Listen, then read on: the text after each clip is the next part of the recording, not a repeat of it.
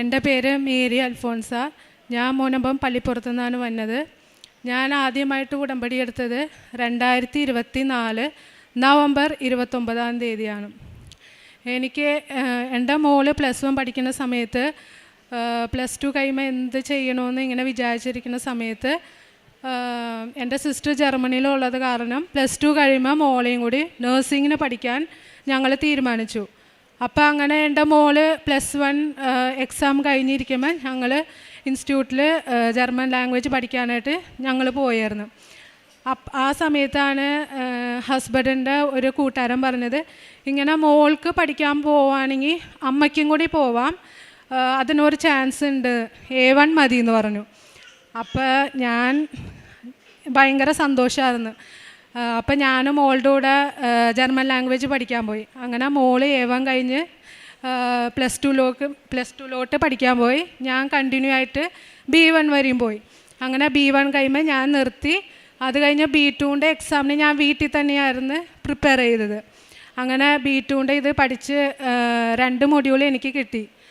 അത് പിന്നെ +2 കഴിഞ്ഞ ശേഷം എൻ്റെ മോള് A2 പഠിക്കാൻ പോയപ്പോൾ കുറച്ച് ദിവസം പോയപ്പോൾ മോള് പറഞ്ഞു, മമ്മി എനിക്ക് നഴ്സിങ്ങിന് പോകണ്ട, എനിക്ക് പോകണമെങ്കിൽ MBBSന് പോയാൽ മതി, എനിക്ക് അതാണ് ആഗ്രഹമെന്ന് പറഞ്ഞു.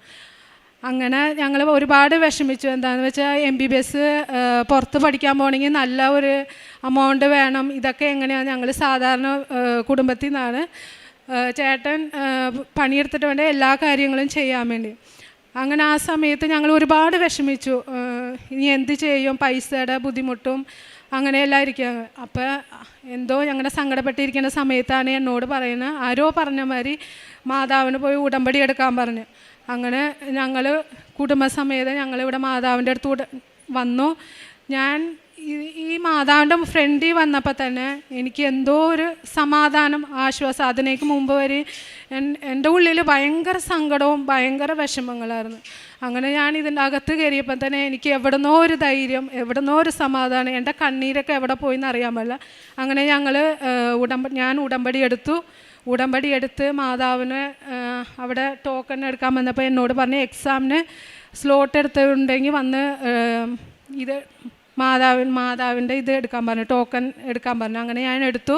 എനിക്ക് മാതാവിൻ്റെ രൂപമാണ് കിട്ടിയത്. അപ്പം തന്നെ എനിക്ക് മനസ്സിലായി മാതാവ് ഇതിൽ ഇടപെട്ട് തുടങ്ങിയത്. എനിക്ക് വളരെ സന്തോഷമായിരുന്നു മാതാവിൻ്റെ ആ ലോക്കറ്റ് കിട്ടിയപ്പോൾ. അങ്ങനെ ഞാൻ ഉടമ്പടി എടുത്ത് പോയി. അങ്ങനെ പ്രാർത്ഥന കാര്യങ്ങളും എല്ലാം കൃത്യമായിട്ട് ചെയ്തു.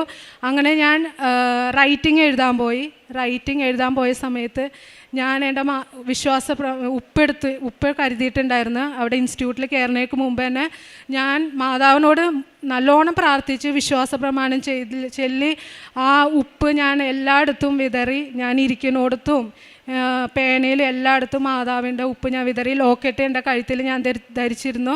അങ്ങനെ ഞാൻ നല്ലോണം തന്നെ എക്സാം എഴുതി. അങ്ങനെ 3 ആഴ്ച കഴിഞ്ഞപ്പോൾ എൻ്റെ റിസൾട്ട് വന്നു. അങ്ങനെ B2ൻ്റെ റൈറ്റിങ്ങിന് റിസൾട്ട് കണ്ടപ്പോൾ ഞാൻ തന്നെ നെട്ടിപ്പോയി. 100ൽ 87 മാർക്ക് എനിക്ക് മാതാവ് തന്ന് അനുഗ്രഹിച്ചു. അത് കഴിഞ്ഞ് ഞാൻ സ്പീക്കിങ്ങിന് ഡേറ്റ് എടുത്തു. എല്ലാവർക്കും അറിയുന്ന പോലെ പിള്ളേർ ഇവിടെ വന്ന് സാക്ഷ്യം പറയണേക്കാൻ ഞാൻ 5 പ്രാവശ്യം സ്പീക്കിങ്ങിന് പോയി, എനിക്ക് കിട്ടിയില്ല. 6 പ്രാവശ്യം പോയി കിട്ടിയില്ല എന്ന്. പക്ഷേ ഞാൻ ആദ്യത്തെ പ്രാവശ്യം തന്നെ സ്പീക്കിങ്ങിന് പോയപ്പോൾ മാതാവിൻ്റെ ഇതേപോലെ തന്നെ ലോക്കറ്റും ഉപ്പും കൊണ്ടാണ് ഞാൻ പോയത്. അവിടെ ചെന്നപ്പോൾ ഞാൻ മാതാവിൻ്റെ ഉപ്പ് എല്ലായിടത്തും വിതറി. ആ എക്സാമിനറുടെ മുമ്പിൽ ഞാൻ ഇരിക്കുന്നിടത്തൊക്കെ മാതാവിൻ്റെ ഉപ്പ് ഞാൻ വിതറി പ്രാർത്ഥിച്ചു, മാതാവേ എൻ്റെ കൂടെ ഉണ്ടാവണമേ, എനിക്ക് ഏത് ടോപ്പിക്കാണ് വന്നതെന്ന് എനിക്ക് അറിയാൻ പാടില്ല. ഒന്നാമത്തെ ഞാൻ B2 പോയിട്ടില്ല, ഒരു പ്രിപ്പറേഷൻ ക്ലാസ്സും പോയിട്ടില്ല. ഞാൻ B1 കഴിഞ്ഞ് വീട്ടിൽ തന്നെ സ്വയമായിട്ടിരുന്ന് പഠിച്ചതാണ്. അപ്പം അങ്ങനെ ഒരു തേമ കിട്ടി. ഞാൻ അതിനെക്കുറിച്ച് സംസാരിച്ചു. എനിക്ക് എന്താണെന്ന് പറയാൻ പറ്റില്ല, എനിക്ക് എവിടെ നിന്ന് ആ ധൈര്യം വന്നെന്ന് അറിയില്ല. എൻ്റെ പേടി അവിടെ എല്ലാം പോയി. എൻ്റെ പേടി തന്നെ ഇല്ല. എനിക്ക് എന്തോ ജർമ്മൻ ഭാഷയിൽ ഞാൻ വലിയ പുള്ളി പോലെയാണ് ഞാൻ അവിടെ ഇരിക്കുന്നത്. അങ്ങനെ ഞാൻ ആ തേമ മൊത്തം പറഞ്ഞു. എക്സാമിനർ എന്നോട് ചോദ്യം ചോദിച്ചു, ഞാൻ പറഞ്ഞു. പിന്നെ എൻ്റെ പാർട്ട്ണർ ചോദ്യം ചോദിച്ചു, ഞാൻ പറഞ്ഞു. ഞാനും ചോദ്യം ചോദിച്ചു. അങ്ങനെ ഞങ്ങൾ സന്തോഷത്തോടെയാണ് ഞാൻ അവിടെ നിന്ന് പോകുന്നത്. അങ്ങനെ റിസൾട്ട് വന്നു. അങ്ങനെ മോളാണ് റിസൾട്ട് നോക്കി പറഞ്ഞ, മമ്മിക്ക് 66 മാർക്കുണ്ടെന്ന്. ഞാൻ അമ്മ മാതാവിന് എത്ര നന്ദി പറഞ്ഞാലും മതിയാവില്ല. എന്താണെന്ന് വെച്ചാൽ പിള്ളേർക്ക് വരും 6 പ്രാവശ്യം 7 പ്രാവശ്യം എഴുതി, എനിക്ക് ഒറ്റ ഫസ്റ്റ് അറ്റംപ്റ്റിൽ തന്നെ B2 അങ്ങനെ എനിക്ക് കിട്ടി. അങ്ങനെ ഞാൻ B2 പാസ്സായി. അത് കഴിഞ്ഞപ്പോൾ ഏജൻസിമാർ പറഞ്ഞു, ഇപ്പോൾ മോള് MBBS പോയല്ലോ, അപ്പോൾ ഇത് ഭയങ്കര പാടാണ്. ഒന്നാമത്തെ 22 വർഷത്തെ ഗ്യാപ്പുണ്ട് എനിക്ക്. ഹസ്ബൻഡിന് അമ്മ വയ്യാതെ കിടക്കാനുകൊണ്ട് എനിക്ക് ഇങ്ങനെ ഹയർ സ്റ്റഡീസിൽ പോകാൻ പറ്റിയില്ല. അങ്ങനെ ഞാൻ വീടായിട്ട് തന്നെ ഇരുന്നു. അങ്ങനെ ഇത്രയും വർഷത്തെ ഗ്യാപ്പ് ഉള്ളതുകൊണ്ട് എന്തായാലും റിജക്ഷൻ ഉറപ്പാണെന്ന് പറഞ്ഞു. അപ്പോൾ എനിക്ക് പിന്നെയും ഒരു സങ്കടമൊക്കെ വന്നു. ഞാനിവിടെ വന്ന് ഉടമ്പടി പുതുക്കി. ഞാനിപ്പോൾ ഇത് 5ാമത്തെ ഉടമ്പടിയാണ് എടുത്തേക്കണത്. ഇവിടെ ഉടമ്പടി പുതുക്കി ഞാൻ അച്ഛനെ കാണാൻ വേണ്ടി ടോക്കൺ എടുത്തു. ഇവിടെ അച്ഛനെ വന്ന് ഞാൻ കണ്ടു. അച്ഛനെ എൻ്റെ തലയിൽ വെച്ച് പ്രാർത്ഥിച്ച് 99 ദിവസം എന്ന് എന്നോട് പറഞ്ഞു. ആ 99 ദിവസം കഴിഞ്ഞപ്പോൾ എൻ്റെ പ്രോസസ്സിങ് സ്റ്റാർട്ടായി.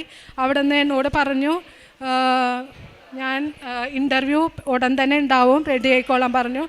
അങ്ങനെ എന്നോട് ഏജൻസി പറഞ്ഞു, മേരി അൽഫോൻസയ്ക്ക് ഇച്ചിരി ടഫായിരിക്കും, നല്ലോണം എവിടെയെങ്കിലും ഇൻ്റർവ്യൂ പ്രിപ്പറേഷന് പോയിക്കുമെന്ന് പറഞ്ഞു. ഞാൻ എങ്ങും പോയില്ല. ഞാൻ പറഞ്ഞു, മാതാവിൻ്റെ ഉടമ്പടി എടുത്തേക്കണതില്ല, പിന്നെ ഞാനെന്തിനാ ഇൻ്റർവ്യൂ പ്രിപ്പറേഷന് പോണത്, ഞാൻ മാതാവ് കൂടെ ഉണ്ടാവുമെന്ന് ഉറച്ച വിശ്വാസത്തോടെ അങ്ങനെ ഞാൻ ഇൻ്റർവ്യൂ എനിക്ക് ഡേറ്റ് കിട്ടി.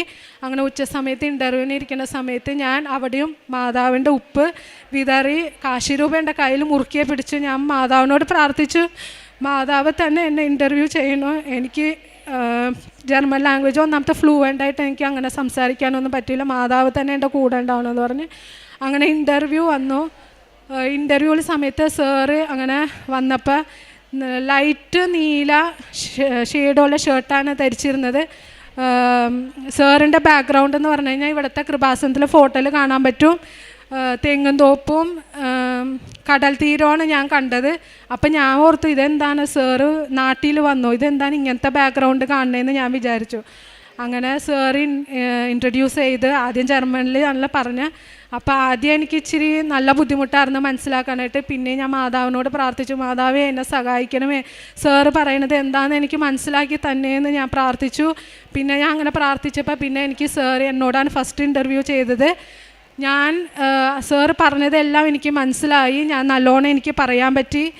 സാറ് പറഞ്ഞതൊക്കെ ഞാൻ ഉത്തരം പറഞ്ഞു, കറക്റ്റായിട്ട് പറഞ്ഞു. അത് കഴിഞ്ഞപ്പോൾ സാറ് പറഞ്ഞു, ശരിക്കും നേഴ്സിങ്ങിന് പോകണമെങ്കിൽ 2 ഇൻ്റർവ്യൂ ഒക്കെ ഉണ്ട്. സാറ് പറഞ്ഞു, ഇനി നിങ്ങൾക്ക് ഇൻ്റർവ്യൂ വേണ്ട, ഞാൻ നോക്കട്ടെ, കോൺട്രാക്റ്റ് കിട്ടുമ്പോൾ ഞാൻ വിളിക്കാമെന്ന് പറഞ്ഞു. അങ്ങനെ അപ്പം തന്നെ ഞങ്ങൾക്ക് സാറ് മെസ്സേജ് വിട്ടു, നിങ്ങൾക്ക് കോൺട്രാക്റ്റ് കിട്ടി, നിങ്ങൾ വേഗം തന്നെ VFSൽ അപ്പോയിൻമെൻറ്റ് എടുത്തോളാൻ പറഞ്ഞു. അങ്ങനെ ഞാൻ VFSൽ അപ്പോയിൻമെൻ്റ് എടുത്തു. ബാംഗ്ലൂരിലാണ് കിട്ടിയത്. അങ്ങനെ ഞാൻ ബാംഗ്ലൂരിൽ പോയി. അവിടെയും ഞാൻ മാതാവിനെ മുറുക്കെ പിടിച്ച് മാതാവിൻ്റെ ഉപ്പൊക്കെ അവിടെ വിതറി. അതിൻ്റെ അകത്ത് ചെന്ന് നല്ല ടെൻഷൻ ഉണ്ടായിരുന്നു. ഒന്നാമത്തെ ഇതെല്ലാം എനിക്ക് പരിചയമില്ലാത്തതാണ്. അതിൻ്റെ അകത്ത് ചെന്ന് സാധാരണ അവർ എന്തെങ്കിലുമൊക്കെ ചോദ്യങ്ങൾ ചോദിക്കും, നമ്മൾ കറക്റ്റായിട്ട് മറുപടി പറഞ്ഞില്ലെങ്കിൽ അവർ റിജക്ഷൻ തരും. പക്ഷേ എൻ്റെ കാര്യത്തിൽ ഞാൻ അവിടെ ചെന്നപ്പോൾ എന്നോട് ഒന്നും തന്നെ ചോദിച്ചില്ല. അവരെൻ്റെ എല്ലാ പേപ്പറും മേടിച്ച് വെച്ച് അവരൊന്നും തന്നെ എന്നോട് ചോദിച്ചില്ല. അങ്ങനെ ഞങ്ങൾ പുറത്ത് വന്നു. ഞങ്ങൾ 4 പേരാണ് പോയത്. 2 ആഴ്ച കഴിഞ്ഞപ്പോൾ തന്നെ എനിക്ക് മെസ്സേജ് വന്നു, നിങ്ങളുടെ ഡിസ്പാച്ച്ഡ് ആയിട്ടുണ്ടെന്ന് പറഞ്ഞു. അപ്പോൾ ഞാനോർത്ത് 2 ആഴ്ച കഴിഞ്ഞപ്പോൾ തന്നെ പെട്ടെന്ന് വന്നല്ലോ എന്നോർത്ത് അങ്ങനെ പിന്നെ വന്ന് കളക്ട് ചെയ്യാൻ പറഞ്ഞു. അങ്ങനെ ഞാൻ വിസ ഓഫീസിൽ പോയി. അവിടെയും ഞാൻ മാതാവിൻ്റെ ഉപ്പ് വിതറി. നല്ല ടെൻഷൻ ഉണ്ടായിരുന്നു. മാതാവിനെ മുറുക്കെ പിടിച്ചിരുന്ന് പ്രാർത്ഥിച്ചു, ഇനി എനിക്കൊരു അവസരം കിട്ടൂല, ഇനി പഠിക്കാനുള്ള അവസരം, എൻ്റെ ഏജും കഴിഞ്ഞു, ഈ 40ാമത്തെ വയസ്സായല്ലോ, ഇനി അവസരം എനിക്ക് കിട്ടില്ല മാതാവ്, ഇത് എങ്ങനെയെങ്കിലും ശരിയാക്കി തന്നെയെന്ന് ഞാൻ പ്രാർത്ഥിച്ചു. അങ്ങനെ വിസ ഓഫീസിൽ ചെന്നപ്പോൾ ഞാൻ ഹസ്ബൻഡും കൊണ്ട് തുറന്നു നോക്കാൻ പറഞ്ഞു. അവിടെയും ഞാൻ പ്രാർത്ഥിച്ച് ഇങ്ങനെ തുറന്നു നോക്കിയപ്പോൾ മാതാവിൻ്റെ കൃപ കൊണ്ട് എനിക്ക് വിസ അടിച്ചു വന്നു. സെപ്റ്റംബർ 1-ാം തീയതി എനിക്ക് കയറി പോവാം. അങ്ങനെ മാതാവിന് ഞാൻ ഒരുപാട് നന്ദി പറഞ്ഞുകൊണ്ടാണ് അവിടെ നിന്ന് ഇറങ്ങിപ്പോകുന്നത്. മാതാവിന് ഒരുപാട് നന്ദി. അങ്ങനെ ഞങ്ങൾ ഫ്ലൈറ്റ് ടിക്കറ്റ് ബുക്ക് ചെയ്ത് ഈ സെപ്റ്റംബർ 1-ാം തീയതി ഞാൻ കയറിപ്പോവും. ഈ അമ്മയുടെ അടുത്ത് വന്ന് പ്രാർത്ഥിച്ച എല്ലാവർക്കും അനുഗ്രഹം ഉറപ്പാണ്. ഇച്ചിരി വൈകിയാലും അമ്മ മാതാവ് നമ്മുടെ കണ്ണീര് ഒപ്പാൻ അമ്മ എപ്പോഴും നമ്മുടെ കൂടെ ഉണ്ടാവും. അമ്മ ഇന്നാൾ വരെ ഞങ്ങൾ കുടുംബത്തിന് വേണ്ടി ചെയ്ത് തന്ന എല്ലാ അനുഗ്രഹങ്ങൾക്കും ഞാൻ നന്ദി പറയുന്നു. ഒരുപാട് അനുഗ്രഹങ്ങൾ ഞങ്ങളുടെ കുടുംബത്തിൽ ഞാൻ ഉടമ്പടി എടുത്തതിന് ശേഷം കിട്ടിയിട്ട് സാമ്പത്തികമായിട്ടും മകളുടെ പഠനത്തിന് MBBSൻ്റെ ഉള്ള സാമ്പത്തികവും എല്ലാം തന്നെ മാതാവ് നല്ല ഭംഗിയായിട്ട് നടത്തി തന്നിട്ടുണ്ട്. എല്ലാം മാതാവിന് ഞാൻ ഒരുപാട് നന്ദി പറയുന്നു. പ്രേക്ഷിത പ്രവൃത്തി എന്ന് പറയുമ്പോൾ ഞാൻ കൃപാസനത്തെ പത്രം ഒരു മടിയും കൂടാതെ എല്ലാ വീടുകളിലും കയറി ഇറങ്ങി ഞാൻ അവർക്ക് അനുഗ്രഹമായിട്ട് മാതാവിനോട് പ്രാർത്ഥിക്കും. എല്ലാ കാര്യവും ശരിയാവും, എൻ്റെ കാര്യമൊക്കെ ഞാൻ പറയും. അങ്ങനെ ഹിന്ദുക്കളും എന്നില്ല, മുസ്ലിം എന്നില്ല, എല്ലാ വീടുകളിലും ഞാൻ കയറി ഇറങ്ങി കൊടുക്കും. പിന്നെ കാരുണ്യ പ്രവൃത്തി എന്ന് പറയുമ്പോൾ ചേട്ടൻ ഇപ്പം എൻ്റെ വരുമാനമില്ലല്ലോ, അപ്പോൾ എനിക്ക് പകരമായിട്ട് ചേട്ടൻ ക്യാൻസർ രോഗികൾക്കായാലും ആരെല്ലാം സഹായം ചോദിച്ച് വന്നോ അവർക്കെല്ലാം ഞങ്ങൾക്ക് പറ്റണ മാറി ഞങ്ങൾ ചെയ്യാറുണ്ട്. പിന്നെ അമ്മമാർ, ഞങ്ങളുടെ അടുത്തുള്ള അമ്മമാർ എന്തെങ്കിലും സഹായം ചോദിച്ചാൽ ഞാൻ അപ്പം തന്നെ ചെയ്തു കൊടുക്കാണ്ട്. ഞാൻ ദിവസം പള്ളിയിൽ പോണ ആളാണ്, പക്ഷേ എനിക്കിപ്പോൾ പള്ളിയിൽ പോയില്ലെങ്കിൽ എന്തോ അസ്വസ്ഥ. ഞാൻ അച്ഛൻ്റെ ഡെയിലി ബ്രെഡ് ഞാൻ മുടങ്ങാതെ കേൾക്കും. ആ ഡെയിലി ബ്രെഡ് കേൾക്കുമ്പോൾ തന്നെ എനിക്കൊരു ഊർജ്ജമാണ്. ഞാൻ പോണ കാര്യങ്ങളെല്ലാം നല്ല ഭംഗിയായിട്ട് തന്നെ വരും. അച്ഛന് വേണ്ടി ഞാൻ എല്ലാ ദിവസവും പ്രാർത്ഥിക്കും. മാതാവ് ചെയ്തെന്ന എല്ലാ കൃപകൾക്കും ഞാനും എൻ്റെ കുടുംബവും ഞാൻ ഒരുപാട് നന്ദി പറയുന്നു. പ്രഭാഷകൻ്റെ പുസ്തകം 17-ാം അധ്യായം 11 മുതലുള്ള വാക്യങ്ങൾ. അവിടുന്ന് അവരുടെ മേൽ ജ്ഞാനം വർഷിക്കുകയും ജീവൻ്റെ നിയമം അവർക്ക് നൽകുകയും ചെയ്തു. അവിടുന്ന് അവരുമായി ശാശ്വതമായ ഒരു ഉടമ്പടി ഉറപ്പിക്കുകയും തൻ്റെ നീതിവിധികൾ അവർക്ക് വെളിപ്പെടുത്തുകയും ചെയ്തു. പരിശുദ്ധ അമ്മയുടെ പ്രത്യക്ഷീകരണ സാക്ഷിയായിട്ട് മേരി അൽഫോൻസ പള്ളിപ്പുറം തൻ്റെ അനുഭവ സാക്ഷ്യം നമുക്ക് മുമ്പിൽ പങ്കുവെക്കുകയായിരുന്നു. +2 കഴിഞ്ഞ് തൻ്റെ മകൾക്ക് വേണ്ടിയിട്ടുള്ള ജർമ്മനിക്ക് പഠിക്കാനുള്ള കാര്യങ്ങളെക്കുറിച്ചുള്ള സംസാരത്തിനിടയിലും അതിനുള്ള കാര്യങ്ങളൊക്കെ ചർച്ച ചെയ്യുമ്പോഴത്തേക്കുമാണ് അമ്മയ്ക്ക് കൂടി ജർമ്മൻ പഠിക്കാനുള്ള സാധ്യതകളെക്കുറിച്ച് ഇവരറിയുകയും അതിനെക്കുറിച്ച് മുമ്പോട്ട് പോവുകയൊക്കെ ചെയ്യുന്നത്.